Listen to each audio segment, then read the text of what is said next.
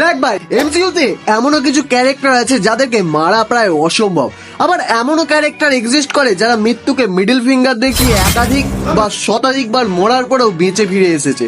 তো আজ এমনই 5টা ক্যারেক্টারের সাথে তোমাদের পরিচয় করিয়ে দেব। আমার এই লিস্টের 5 নম্বরে আছে গ্রুট, যাকে আমরা গার্ডিয়ান্স অফ দ্য গ্যালাক্সিতে সমস্ত গার্ডিয়ানদের বাঁচানোর জন্য সে নিজেকে বিসর্জন দেয়। আমার এই লিস্টে 4 নম্বরে আছে ভিশন। ইনফিনিটি ওয়ারে থ্যানোস মাইন্ড স্টোন নিয়ে তাকে মেরে দেয়, কিন্তু এরপর আমরা তাকে ওয়ান্ডাভিশন সিরিজে একটি নতুন রূপে দেখি। 3 নম্বরে আছে গামোরা। ইনফিনিটি ওয়ারে তার বাপ্তাকে সোল স্টোনের জন্য মেরে দিয়েছিল, কিন্তু এরপর এন্ড গেমে তাকে আমরা 2014 সালের টাইমলাইন থেকে আবারও ফিরে আসতে দেখি।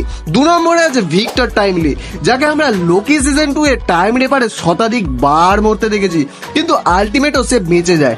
1 নম্বরে কে আছে সেটা আমি বলবো না, তোমরা কমেন্ট করে জানাবে।